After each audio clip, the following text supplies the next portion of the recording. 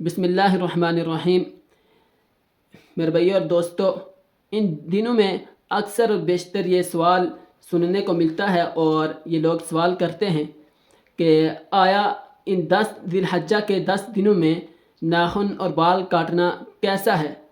تو بعض لوگ اس میں شدت اختیار کرتے ہیں، وہ کہتے ہیں آپ بال کاٹیں گے تو آپ کی قربانی نہیں ہوگی، اور آپ بال کاٹیں گے تو آپ کو گناہ ملے گا، اس طرح کی باتیں کرتے ہیں۔ تو اس کے متعلق آپ سن لیجئے کہ جو شخص جس کا ارادہ ہے کہ وہ قربانی کرے گا، تو ایسے شخص کے لیے یہ عمل مستحب ہے۔ اس کو چاہیے کہ وہ جب ذی الحجہ کا مہینہ شروع ہو جائے تو اس سے پہلے اپنے بال بھی کٹوا لے اور اپنے ناخن بھی کاٹ لے۔ اگر بالفرض اس کو یاد نہیں رہی، یا بس اوقات انسان بھول جاتا ہے، یا کوئی اور عذر لاحق ہوتا ہے، تو جب وہ 1-2 دن گزرتے ہیں تو اس کو یاد آتی ہے، جب یہ مسئلہ زیادہ چلنا شروع ہو جاتا ہے تو وہ کہتا ہے اب میں کیا کروں؟ تو یہ یاد رکھیے، ذہنوں میں رکھیے کہ ان راتوں میں، ان دنوں میں بال نہ کاٹنا اور